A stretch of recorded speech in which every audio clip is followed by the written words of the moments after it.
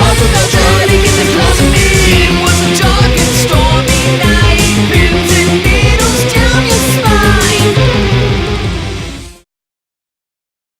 Occasionally, you'll see something so unholy that the very name of it can upset your entire reality and warp your mind. A supernatural idea so horrible that even thinking it can drive you to heinous acts against your very nature.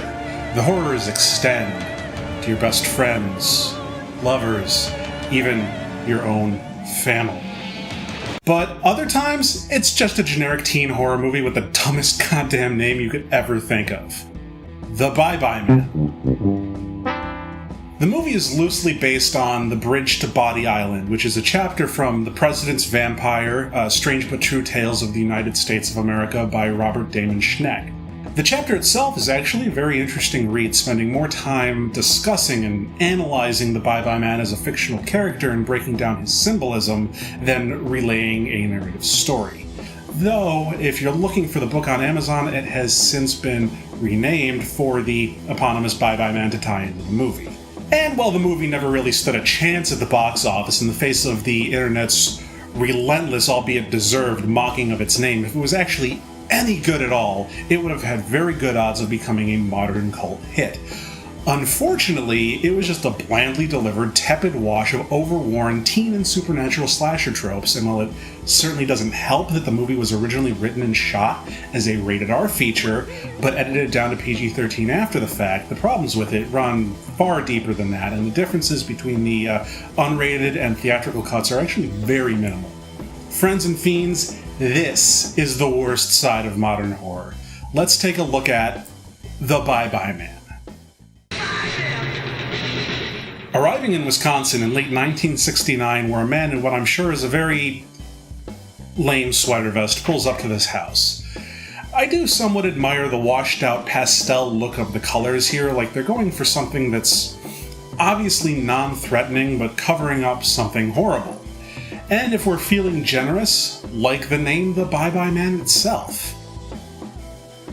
But I'm not. Anyway, the woman at the door apparently told a very important secret and now needs to die for her betrayal. Breaking down the door, he gives Jane the old double tap. Larry, if you're so sad about it, maybe you shouldn't have shot her? He goes up a short run of stairs to confront Rick, who is crawling away. He's wheelchair-bound, probably temporarily, but in a morbidly amusing detail, you can see him in the window diving out of the chair as soon as evil Mr. Rogers here fires the first shot. And it's about now that you might have realized, if you were actually watching the movie and not the hyperactive clip show that I've been forced to reduce it to so that I don't get flagged by Content ID, that the movie actually hasn't cut yet. And it continues without interruption as Larry asks Rick the same question, then sees the neighbors outside taking a peek. And loose lips get you shot by Larry, Rick. You should know this. Larry dramatically announces that he will stop the air or something unseen and heads across the street to confront the neighbors. The camera follows him outside, but when he starts muttering the movie's tagline to himself, it decides to keep some distance from the crazy man and stops in the street but watches him until he kicks down the door, smashed to the train in darkness as it comes towards the camera before fading in the title.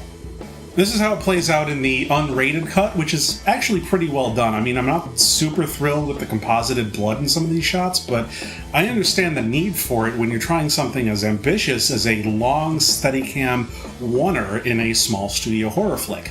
To get the tension of the scene playing out in real time, seeing each shot and floating right in the violence, it's worth it to fake the blood in post just to save some time. The theatrical cut made the whole sequence utterly boring by cutting to the train whenever Larry fires and having him distracted by insert shots of train car shadows on the wall instead of showing how helpless Rick was.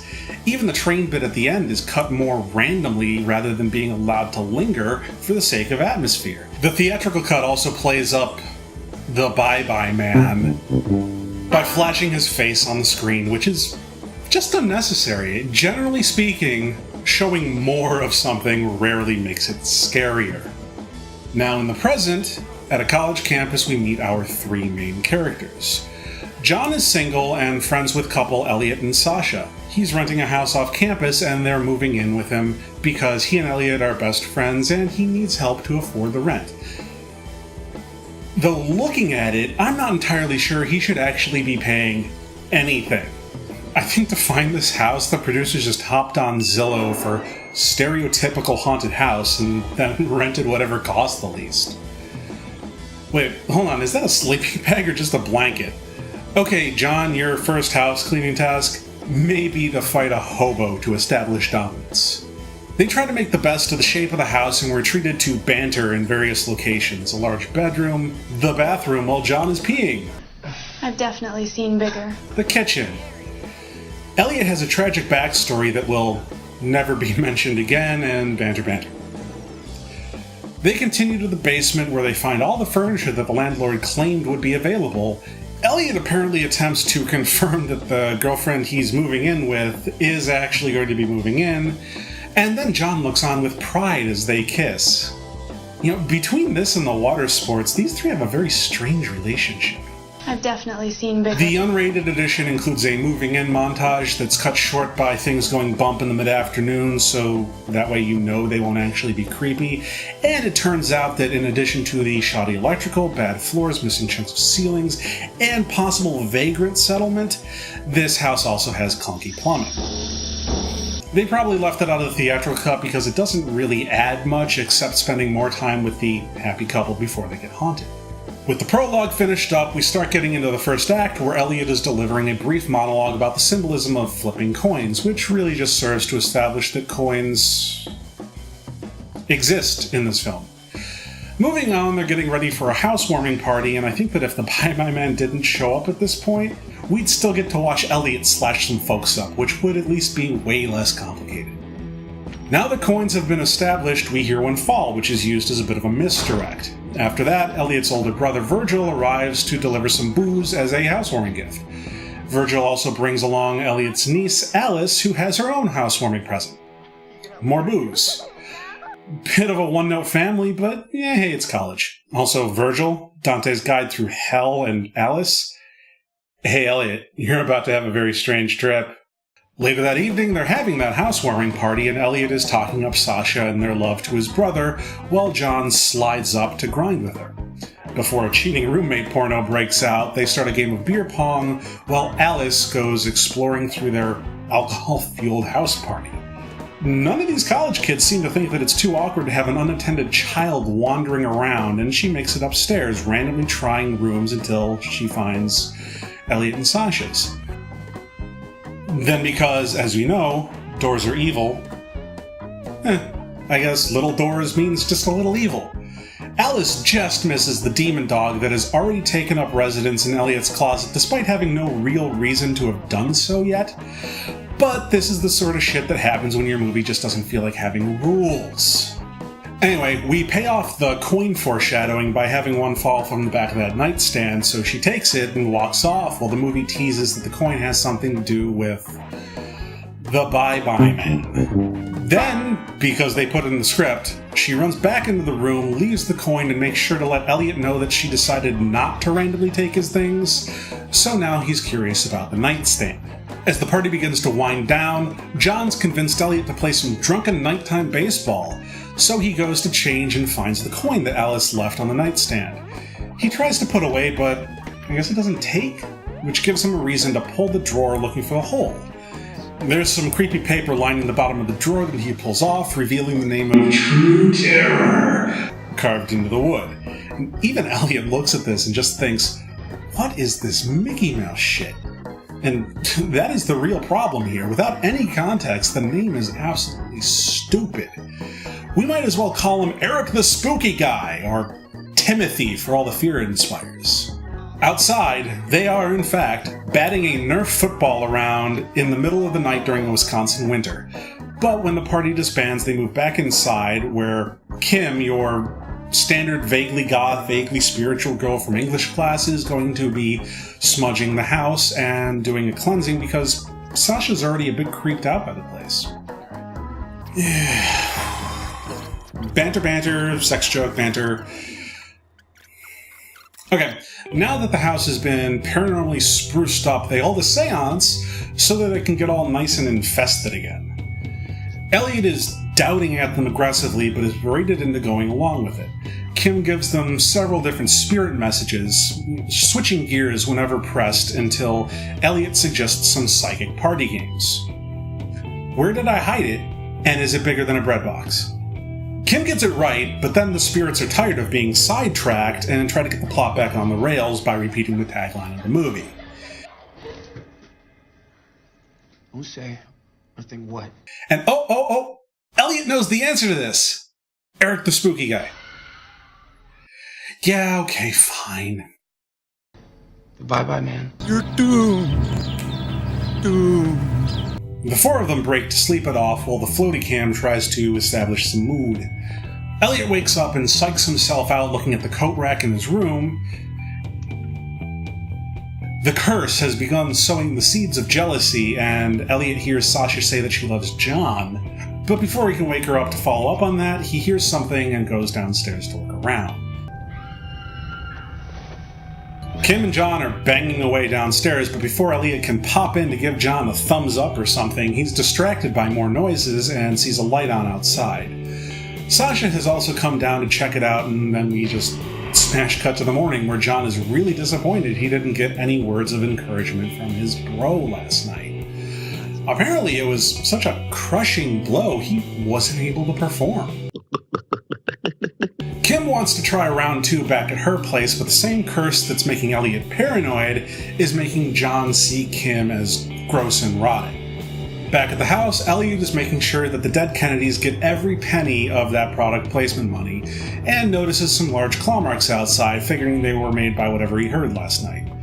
Apparently, the flip side of John seeing Kim as dirty is seeing Sasha as clean and perfect, which does nothing to help Elliot's newfound paranoia. Sasha's curse is apparently a cold, and thinking that John is overtly hitting on her, but just this once. That night, they're all isolated, and Elliot hears the dog snarling again, following it to the basement. He finds another coin down there and glimpses the hellhound, which sends him screaming up the stairs. John and Sasha open the door together and fish him out of the cellar, and for their trouble he accuses them of getting up to some hanky-panky, which leads to a somewhat uncomfortable night of Elliot trying to take care of Sasha but also still being upset with her, and adamant that he didn't hallucinate anything. I mean, yeah, sure, dude, if that's the hill you want to die on, fine, but now is not the time. It's a little disingenuous when you're trying to argue with someone who's so sick you have to tend to them while you're fighting. He finds another coin, which I think brings him up to 75 supernatural cents. Or is this the first coin again? What's the going value on those? I mean, I'm assuming they're quarters, or are they silver dollars? Bye-bye bucks? How much Bitcoin can I get with bye-bye bucks? Oh snap! She's been sketching what Bye Bye Benny actually looks like, despite not even seeing him yet. He's in their heads, man. This movie has a big problem with including references to the original chapter without connecting any of that imagery to its own story. See, in the book, Jeffy the Killer here was a murderous, orphaned, blind albino hobo that rode the rails in the 1930s looking for victims and cutting out their eyes and tongues to maintain his golem-esque seeing eye dog, Gloomsinger. Without that context, the movie's kind of like a 4-year-old boy, obsessed with trains and butts. Gloomsinger takes a turn creeping Elliot out before Peace Out Percy pops out of the wall like Valak did in The Conjuring 2 the year before this. And on to the next day, where she and Elliot have switched their majors to spooky guyology. Their research assignments put Elliot in the library, and Sasha will talk to their landlord about the house and the furniture. He's concerned, she's deadpan, they love split up gang. Elliot is apparently a 63-year-old man using a search engine to find the search engine for his school's library. Finding nothing on Little Bo Creep, he searches the movie's tagline and finds one match, which the sassy librarian has to help him out with because apparently it was indexed in a one-of-a-kind, super rare not scanned, unpublished article the newspaper gave the university library. While he's doing that, Sasha goes to talk to their landlord, a florist named, creatively enough, Mr. Daisy. You have a weird house, Mr. Daisy. Sasha, you can't just tell people they have weird houses. She finally cuts to the point about the nightstand and asks where he got the furniture. But since her scene is pretty short, let's cut to John before she can actually unveil anything new. John is late for a lecture about truth claims and the relationship of descriptive language to reality. He makes it about 35 seconds before getting bored and pulling out his phone to look at old photos of him and Elliot. I think this is going beyond bromance. Like, the guys from Beyond the Rave had a bromance. Turk and JD had a bromance. I love, that's all it is. By the end of this movie, John is going to be wearing Elliot's skin. John's not the only one with dismemberment on their mind either. An old murdering Jerry invades his phone and shows him a home movie creeping around the train yard back in the day. But before John can get too into this new vlog, the professor slams the phone down. Back at the library, Elliot is making absolutely no attempt to avoid thinking or saying anything and pulls the librarian into the exposition, which takes us into a flashback, continuing Larry's murder spree from the beginning of the movie.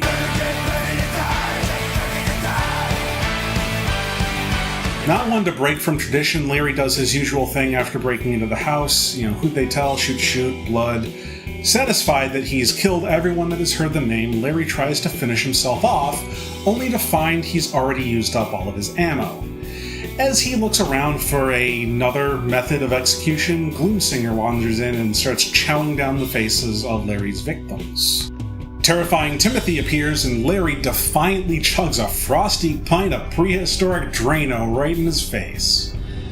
Fade out of the flashback back to the library for some more clunky exposition before the librarian leaves Elliot alone with frail original historic documents. After taking the same note about 6 times, he's convinced to stop writing the name on everything and decides to continue Larry's bold work by sort of scratching out the name in the original file.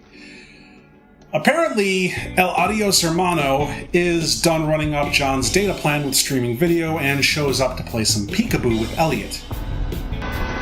What you doing, boy? And that little adventure took almost an hour, and now Elliot is very late to pick up Sasha, so after the librarian lightly scolds him for defacing archived documents, he scrambles off. But luckily, John is here to pick her up, and since Elliot sees them embracing from afar, he goes into spy mode, determined to catch the cheating that he completely brushed off earlier, but is now obsessed with. He apparently knows where Kim lives now, so he runs over there to grovel about wrongly disbelieving in the paranormal and begs her to run another seance. He's caught her at kind of a bad time, right in the middle of killing her roommate, but she'll pencil him in somewhere and make it work. Sure. I'll be down in a sec. She fills in more details about how the name is like a disease that makes you more obsessed with it the more you think about it, and the more you think about it, the more powerful he gets, so that he can make you hallucinate to make you think about him more. Whoa there, Kim. You misunderstood. You're supposed to get hammered and forget about the name, not kill people with a hammer. Before she takes the initiative away from the Baba Black Sheep Heavy Winnie Wool and offs the rest of the cast for him, she starts hallucinating a car crash. Oh my god.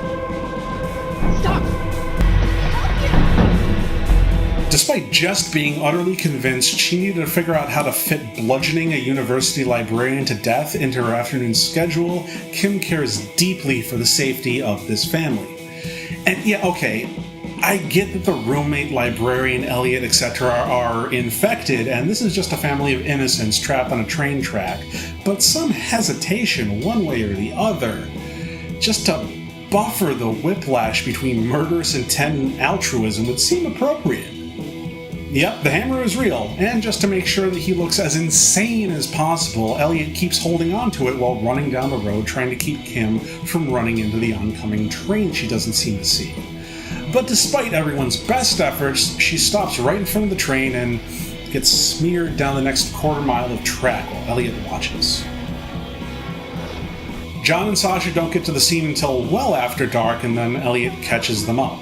John immediately balks at the suggestion that they shouldn't tell anyone else about the fare-thee-well fellow, and they get into a shoving match over it. No. Swear. Elliot makes a final plea to John directly in front of the police detective just to make absolutely sure that it looks like they're getting their cover-up stories straight. They try to play the blood-covered hammer as a distraction, but the detective's already taken the train conductor's statement that he saw Elliot chasing Kim down the road with the hammer. At this news, John and Sasha immediately believe that Elliot snapped and murdered both Kim and her roommate. And suddenly there's this weird-ass moment that I'm going to narrate for anyone playing this video in a background tab. John urges Sasha to say the name, but then the detective shushes him and then winks and clicks her tongue at him. He looks confused, but winks back since he's not one to pass up a good time, and then everyone just sort of stares at each other for a few seconds before Elliot starts frothing about it being an hallucination. But I'm pretty sure that they were all prepared to just forget about it until Elliot made a thing of it. Now, Sasha hallucinates the detective's bloody and eyeless face and pukes. Now, Elliot hallucinates this totally scary dude giving a statement to an officer. That's right! 'Twas I that set the house ablaze! Elliot gets taken to the station for a lengthier interview, though it seems like he's mostly off the hook since they found a suicide note from Kim taking credit for the entire main cast. There is still the small matter of running down the street with a bloody hammer that needs explaining, but Elliot spends the entire scene sidestepping it while dramatically speechifying. I want to say there's a way to be honest about what's going on without name-dropping Ted the Terror Hobo, but it seems to work out anyway, and they let him go. Virgil tries to pick Elliot up, but for some reason his car is at the station, so he just drives off. Like, back at the tracks, the detective went, "I think you did it. You're coming to the station." But then Elliot says, "Sure, I'll catch you guys there. I'm gonna drive. I want to grab a burrito on the way." And then everyone agreed. Upon his return, he's greeted by the sounds of John and Sasha boning aggressively, but it's another hallucination which falls apart after Elliot gives his bro the gift of severe head trauma. Not sure how the librarian found the number to the house phone, but she wants to come over for the Goodbye Guy Club meeting. Undeterred by Elliot's random asides, and since her evening is clear now that she's murdered her whole family, she decides to just head to Elliot's and, like any decent crazed stalker, doesn't need directions. Elliot blasts Bye Bye Love in the car, which is a bit on the nose, but arrives safely at the Widow Redmond's. She doesn't seem to have fully embraced that newfangled alternating current, but all the open flames are exceedingly dramatic.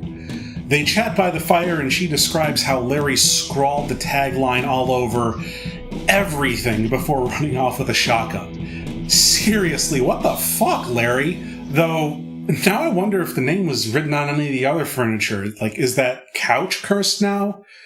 Did Larry do any other rooms? Like, is there a haunted sink out there somewhere? Hashtag ghost soap. Elliot tries to get her to tell him how she's survived all these years, but it turns out that she never heard the name and has no idea. She hands him a gun and suggests that he reenact Larry's spree. Realistically, it might be a bit more useful to burn the nightstand first, but Elliot wants to live, damn it. So he just decides that the tagline is a clue and that Quick Exit Edward is like Freddy, and if you refuse to feel like he's scary, he loses his powers and can't hurt you. Which seems to be working until the widow catches fire. He sees his way through that hallucination and decides not to shoot her. I have you now, don't I? Come on, try another trick. Where are you? Oh my god. Sasha. He rolls to disbelieve and beats one hallucination on the road, but then while he's congratulating himself, he runs into the librarian, who's apparently been storming down the middle of the road on foot to go kill Elliot with a kitchen knife. Okay, they're both going to the same place, right? But they're traveling in opposite directions? Someone was never going to get where they were going. He flips his car over after knocking her into a tree and has to make it the rest of the way on foot, so I hope he's the one that knew where he's going. And I just realized the bounty count is up to 5, and the villain hasn't been directly responsible for any of them. It's all just people being either manipulated by hallucinations or people sensing the viral nature of the name and starting to kill anyone who's heard it. he's supposed to be this murderous hobo, but he just sort of hangs around watching everybody else off themselves like some bizarro version of Tucker and Dale. Since Elliot's gonna be a bit, back at the house, Sasha wakes up and John is coming to in the basement where Elliot deposited him. In the first multiple hallucination, Sasha thinks that John is Elliot and tries to go to him, but John sees her as a dead and mangled Kim, so he runs away. Or at least tries to, but the doorknob has vanished. Reality continues to be all bendy when the real Elliot finally arrives and tries to convince them that they can will the hallucinations away. But they're too caught up, and by the time he gets to them, John is stabbing Sasha in the face with scissors. And in an attempt to save his girlfriend, Elliot shoots John, but then it's revealed that he was also seeing things and actually shot Sasha. The Hound appears to nibble the kibble, and our gangly villain finally appears in the flesh to more directly screw with Elliot's head. In a nice moment of visual symmetry, Virgil rings the doorbell at the same time. He is here with his family to try to check up on Elliot given his erratic behavior. They try to talk their way in, and Elliot almost blurts out the name for no reason, unless he was actually trying to shoo his brother away by literally saying, "Bye-bye, man," and caught himself wondering if that counts. It was apparently enough to get the so-long sucker's attention, who suddenly has real-world powers and cracks open the front door just a bit.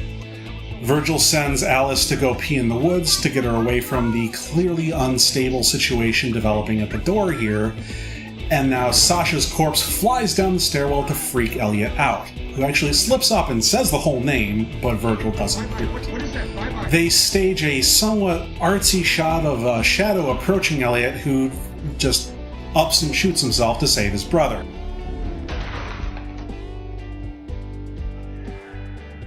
Holy crap, the Bye-Bye Man really did set the house ablaze. Shit.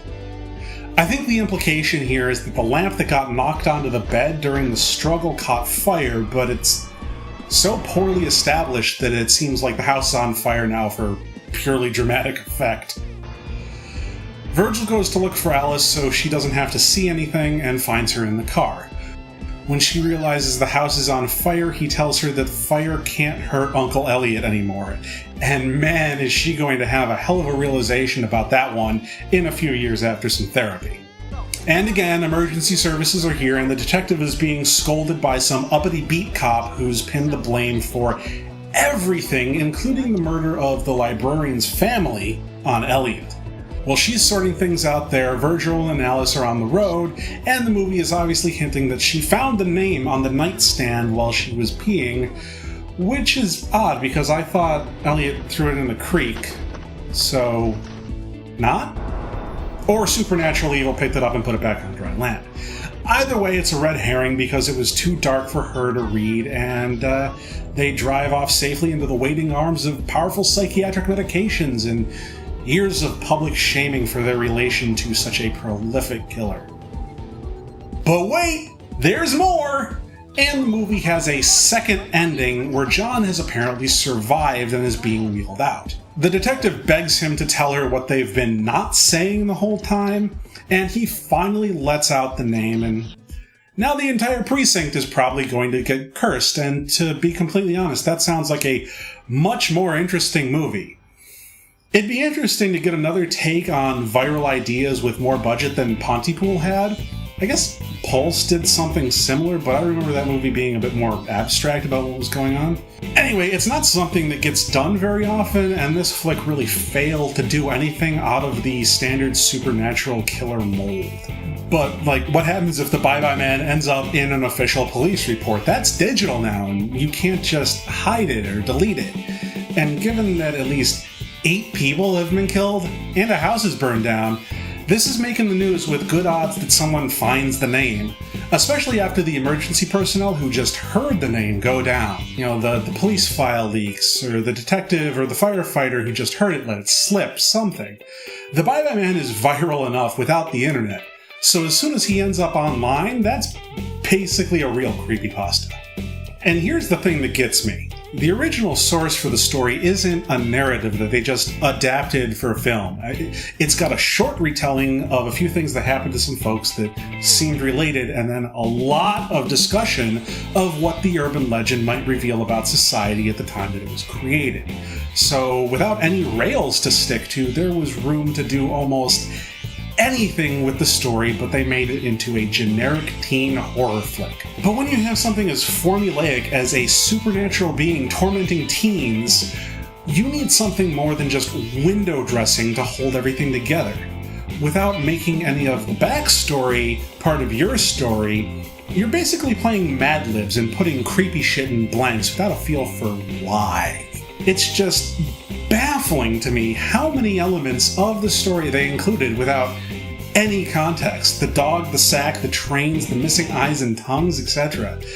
Sasha draws him with goggles, but they didn't explain that he wore the goggles because he was blind, and the sensory deprivation gave him a sort of telepathy so that he could tell when people were thinking of him. You know, the entire point of the name. And then they didn't give the Doug Jones makeup any goggles anyway, so it almost seems like they just put them in the drawing to prove that they read the book. But then they didn't like them? I don't know, I've seen enough horror flicks to know that goggles can swing either menacing or super silly. And I need to be clear, I'm not just complaining that they didn't stick to the story in their adaptation. There are things in either medium that just straight can't work in the other, and sometimes gaps that need filling in. So it's usually not even a good idea to stay absolutely tied to the letter of the source material, especially when the narrative is so sparse. I mean, hell, The Bridge to Body Island, translated exactly to film, would probably end up more like a documentary, and it's very clear that they didn't want to risk anything remotely non-traditional, so they grabbed the main characters, the villains, some of the symbols, and then just draped them over a comfortable skeleton story and wound up with what I can only call a dull product. Honestly, the only reason I still remember anything about this movie is because of how stupid the name was. Here, look at this. Okay, my phone has this area on the top of the screen where you can set a signature. I'll screenshot this. I think most people use it for their name or whatever, but mine has said the Pee-Pee Poo-Poo Man since this movie has come out, and it makes me giggle a little bit every time I see it. So, you know, points for the sheer staying power of that level of poor decision making. And speaking of which, thank you all for checking out some modern horror. Next up will be Hatchet 3, so if you'd like to be notified of that and any future videos, subscribe to this channel with notifications. And if you enjoyed this video, please like and share it. Hashtag Ghost Soap. Cheers. I wanna see you out that door, baby, bye, bye, bye. Don't wanna be a fool to you, just another player in your game for two. You may